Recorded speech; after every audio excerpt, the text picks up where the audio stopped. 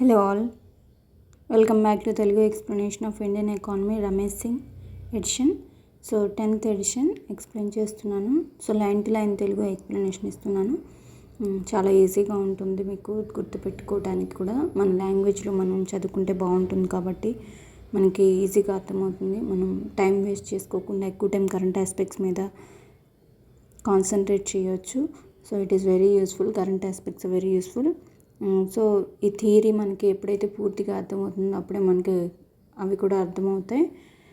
So సిచ్యువేషన్ని కరెక్ట్గా అర్థం చేసుకోగలుగుతాం. హ్యాపీనెస్ గురించి తెలుసుకున్నాం. సెకండ్ చాప్టర్లో ఉన్నాం ఇప్పుడు మనం. So meaning of happiness last క్లాస్లో అయింది. It's as an emotion and evolution అని చెప్పుకున్నాం. ఎవల్యూషన్. సో ఈరోజు ఆ ట్రెండ్స్ ఎలా ఉన్నాయి హ్యాపీనెస్లో, ట్రెండ్స్ ఇన్ హ్యాపీనెస్ అనేది చూస్తున్నాం. The report presents data for the world showing the levels. The report presents data for the world. ఈ report WHR report, happiness report అనేది వరల్డ్ హ్యాపీనెస్ రిపోర్ట్ డేటా ఇస్తుంది ప్రపంచం మొత్తానికి కూడా. షోయింగ్ ద లెవెల్స్, ఏం data ఇస్తుంది?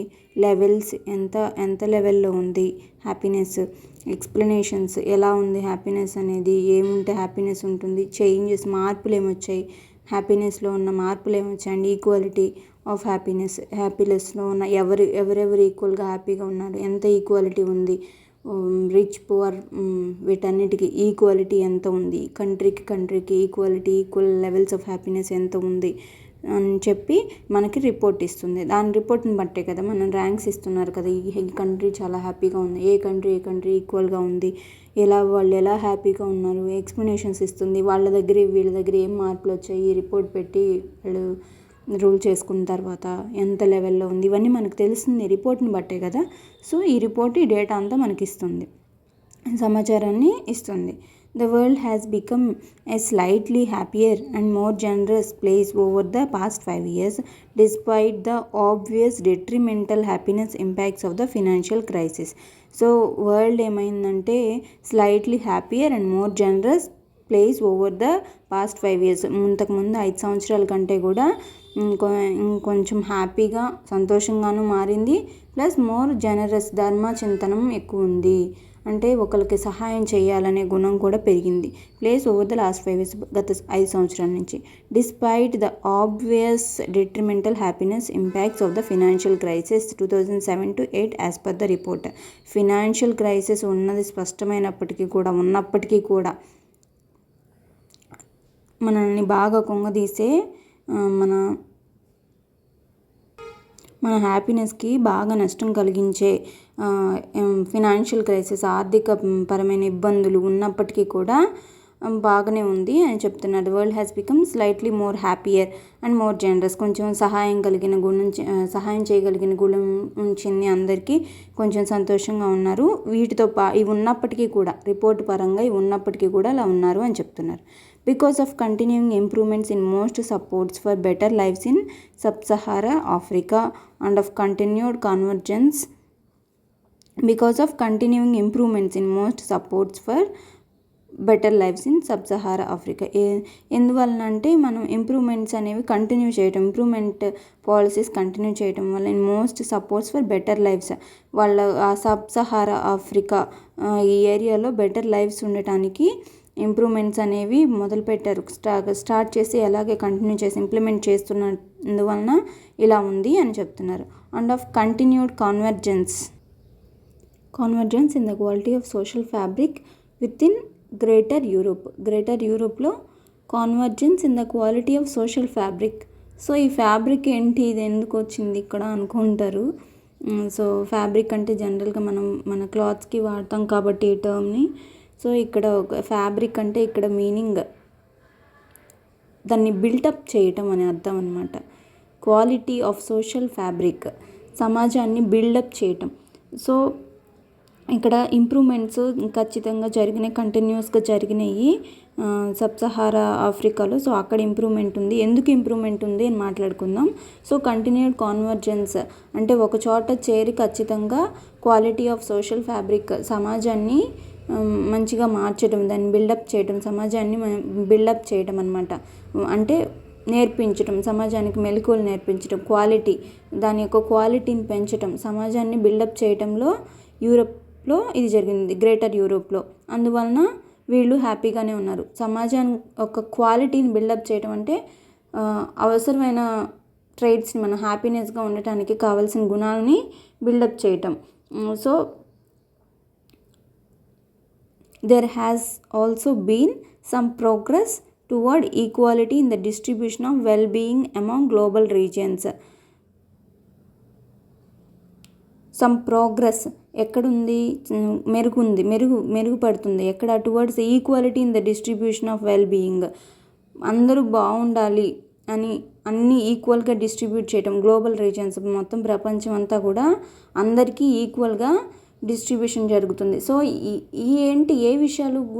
పర్ క్యాపిటల్ ఇన్కమ్ బాగుండాలి, good governance ఉండాలి, నెక్స్ట్ వీళ్ళకి ఎన్విరాన్మెంటల్ ప్రొటెక్షన్ ఉండాలి, కల్చరల్ ప్రమోషన్ ఉండాలి. ఇవన్నీ అందరికీ సమాన హక్కులు, సమానంగా ఉండడం జరుగుతుంది.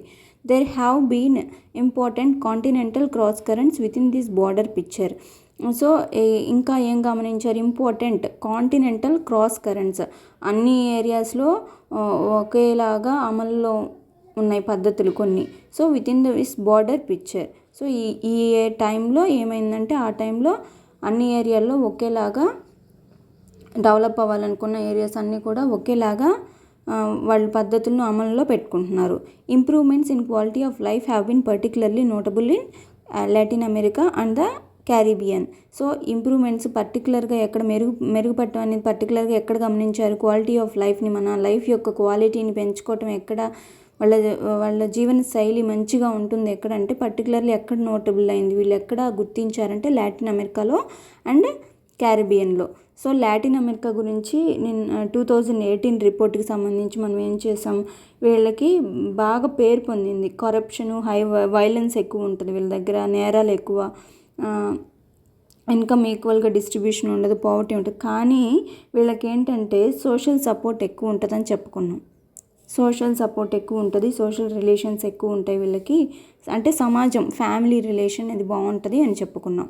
సో ఇక్కడ కూడా quality of life have been particularly notable in Latin America and the Caribbean, while reduction have been the norm in the regions most affected by the financial crisis. So quality of life ఎక్కడ notice అయిందంటే తగ్గినట్టుగా financial crisis వల్ల, ఆర్థిక ఇబ్బందుల వల్ల ఇబ్బంది పడే వాళ్ళ దగ్గర క్వాలిటీ ఆఫ్ లైఫ్ తగ్గింది అని.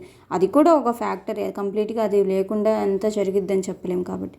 So Western Europe and other western industrial countries, అది ఎక్కడంటే ఫినాన్షియల్ క్రైసిస్ ఉంది వెస్ట్రన్ యూరోప్లో, వెస్ట్రన్ ఇండస్ట్రియల్ కంట్రీస్లో, ఇండస్ట్రీస్ వెస్ట్రన్ ఏరియాలో ఇండస్ట్రీస్ ఉన్న కంట్రీస్లో, or by some combination of the financial crisis and political and social instability as in the Middle East and North Africa. So Middle East and North ఆఫ్రికాలో ఏమైందంటే financial క్రైసిస్తో పాటు వాళ్ళకి రాజకీయ, సామాజిక స్తబ్దత స్టెబిలిటీ అనేది లేదు, ఒక నిలకడ అనేది లేదు, సామాజిక నిలకడ లేకపోవడం వల్ల ఈ మిడిల్ ఈస్ట్లో, నార్త్ ఆఫ్రికాలో సరిగ్గా లేదు.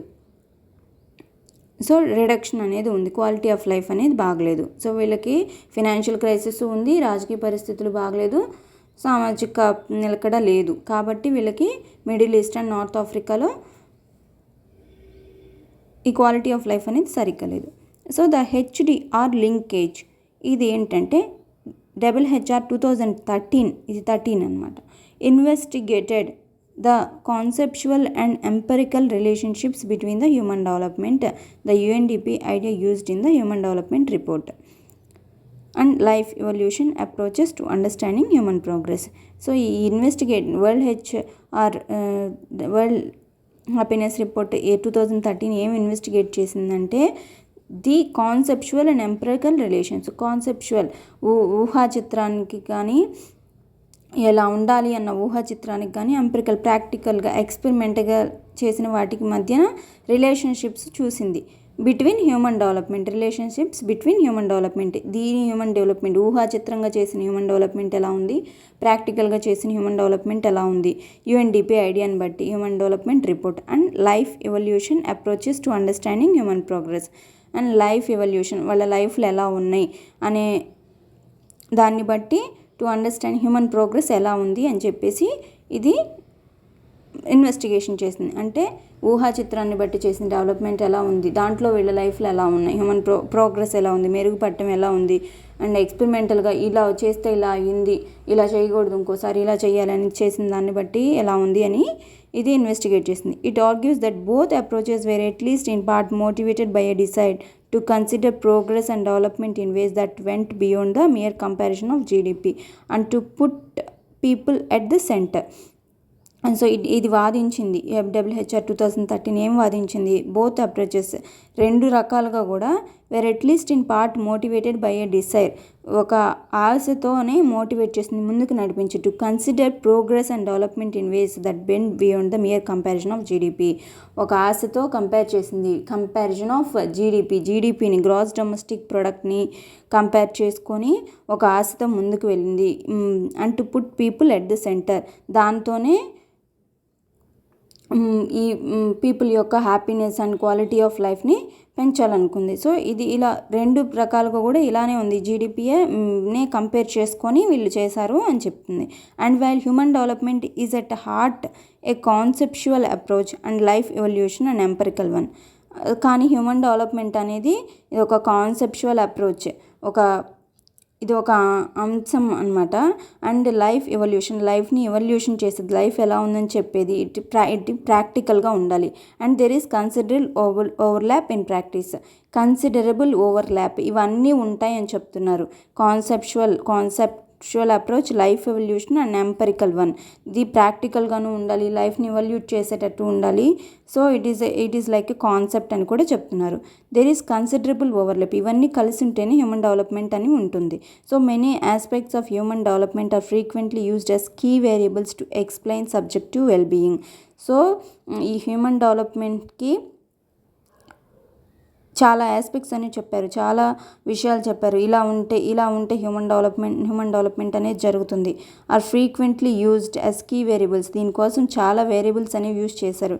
టు ఎక్స్ప్లెయిన్ సబ్జెక్టివ్ వెల్బీయింగ్, ఇలా ఉంటే బాగుంటుంది, హ్యూమన్ డెవలప్మెంట్ అనేది జరుగుతుంది అని చెప్పి చాలా విషయాలు చెప్పారు, చాలా ఆస్పెక్ట్స్ చెప్పారనమాట. The two approaches provide complementary lenses which enrich our ability to assess whether life is getting better. ఒక రకమైన అప్రోచెసే ఇస్తాయి అన్నమాట. ఈ టూ అప్రోచెస్ కూడా ఒక రకమైన ఆలోచనలే చూపిస్తాయి. అవి మన ఎబిలిటీస్ని పెంచుకునేటట్టు,